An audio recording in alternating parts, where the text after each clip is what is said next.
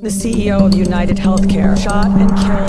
The story exploded. I was in disbelief. I heard the name on the news. Police arrested Luigi Mangione. You could see that it was not a professional man.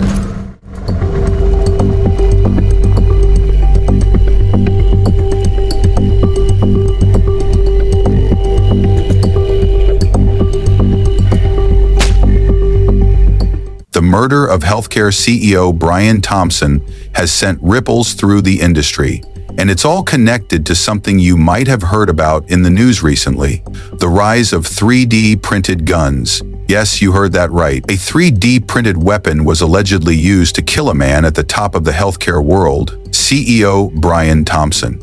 In today's video, we're going to break down the details of this shocking incident involving Luigi Mangione, who allegedly murdered Thompson using a 3D printed gun and silencer. We'll dive into what we know so far, the broader implications of this kind of technology, and what it means for both the healthcare industry and the future of crime. Stay tuned, because this is one story you won't want to miss. Key background on Brian Thompson. Before we dive into the details of the incident, it's important to understand who Brian Thompson was and why his murder is so significant. Thompson, 50, was the CEO of the health insurance division of United Health Group, a massive healthcare conglomerate worth $550 billion. As one of the biggest players in the healthcare sector, Thompson was not just a leader in the field, but an influential advocate for healthcare reform, particularly in expanding access to affordable care. On December 24, 2024, Thompson was in New York City for a United Health Group investor meeting. Tragically, that meeting was abruptly called off after Thompson's murder. He was shot just before 7 a.m. outside the New York Hilton Midtown, a busy area that's always bustling with tourists, business people, and event goers. Surveillance footage of the crime shows Thompson walking outside the hotel when the shooter, later identified as Luigi Mangione, approached from behind. Thompson was struck multiple times, including in his back and right calf. The suspect, using a 3D printed gun with a silencer, fired several rounds before fleeing the scene. What's even more chilling is that Thompson did not have a security detail with him. It was a brazen, targeted attack, and the suspect seemed to know exactly what he was doing. Thompson was reportedly not aware of any serious threats against him before the attack. However, his wife, Paulette Thompson, confirmed to NBC News that there had been some threats leading up to the incident, though the details were not immediately made public. The suspect, Luigi Mangione.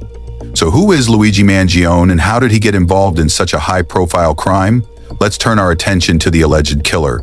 Luigi Mangione, a 26-year-old from Altoona, Pennsylvania, was arrested on December 8, 2024, after a nationwide manhunt. Authorities identified him as the suspect wanted in connection with the murder of Brian Thompson. Details of the arrest: Mangione's arrest came after he was spotted acting suspiciously in Altoona, Pennsylvania.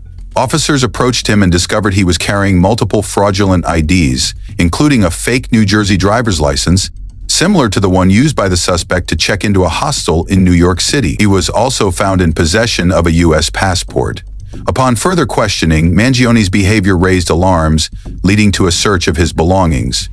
Police found that he was carrying a firearm and a suppressor, which were consistent with the weapon used in the murder of Brian Thompson. In addition, Mangione was in possession of a handwritten document that reportedly outlines his motivation and mindset, which police say revealed that Mangione harbored ill will toward corporate America. It's believed that Mangione had some sort of ideological or personal grudge against corporate leaders and institutions, and this may have played a role in why Thompson was targeted specifically. Police Commissioner Jessica Tisch noted that the document Mangione was carrying speaks to his motivation, suggesting the crime wasn't random, but rather the result of deep-seated resentment toward the corporate world. Since Mr. Thompson's killing, we have seen a shocking and appalling celebration of cold-blooded murder. Social media has erupted with praise for this cowardly attack. The 3D printed gun and silencer. Now let's talk about the weapon itself, which is the key element that makes this case so unsettling. Authorities have confirmed that the murder weapon was a 3D printed gun, a type of firearm that is becoming more and more of a concern to law enforcement officials around the world. 3D printed guns are exactly what they sound like, firearms that can be manufactured using a 3D printer. All you need are the blueprints, which are often available online. The materials used can range from plastic to metal, and when printed, these guns are functional. What makes them especially dangerous is that they are untraceable. They don't have serial numbers, which means they can't be easily traced back to a manufacturer. Additionally, they can be made in the privacy of a person's home with minimal resources. The real danger, however, is when these guns are combined with silencers, as was the case here. The silencer made the attack virtually inaudible, giving the shooter an extra advantage. These kinds of weapons are difficult to detect through traditional means, such as airport security or metal detectors, and their increasing availability poses a serious challenge for law enforcement. After the shooting, the police immediately launched a massive manhunt to capture the suspect. The search extended throughout New York City, including areas like Central Park, where police used diving teams, helicopters, drones, and dogs in their search efforts. They also combed through numerous security cameras to piece together Mangione's movements. Initially, investigators believed that Mangione had left the city and might have fled by bus. As the days went on, they released several photos of the suspect, although his face was mostly obscured in each image. Eventually, Mangione was captured in Altoona, Pennsylvania, after police identified him from surveillance footage and connected him to several fraudulent documents. The arrest took place on Monday, December 8th, and he was taken into custody on several charges, including murder. Thompson's tragic death has sent shockwaves through the healthcare community, where he was highly regarded as a visionary leader. Thompson had been at the helm of the health insurance division of United Health Group since April 2021 and had been with the company since 2004.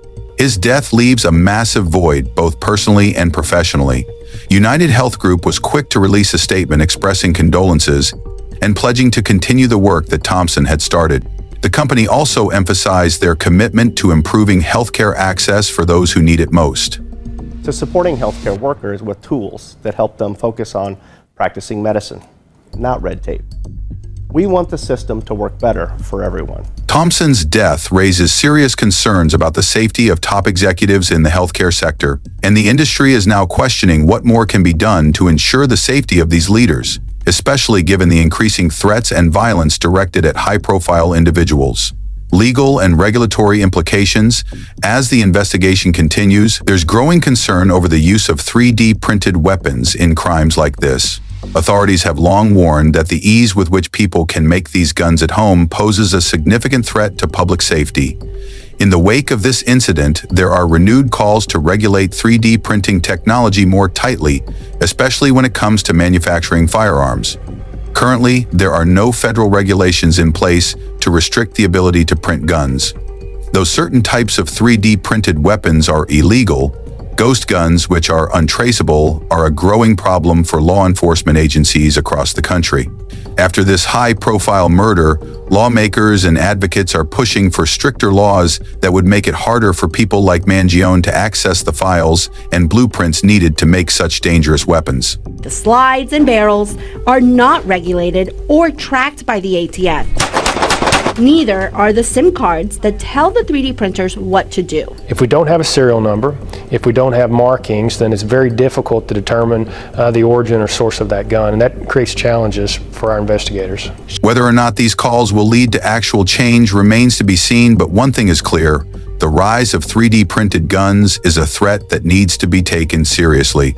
As we wrap up today's video, it's clear that the tragic murder of Brian Thompson has brought several critical issues to the forefront, including the dangers of 3D printed guns, the vulnerability of high-profile figures in the healthcare industry, and the question of how we regulate emerging technologies. The impact of this crime extends far beyond the death of one man. It's a stark reminder of how innovation can be misused when it falls into the wrong hands. As we move forward, it's crucial that we find a balance between embracing new technologies and ensuring they don't pose a risk to public safety.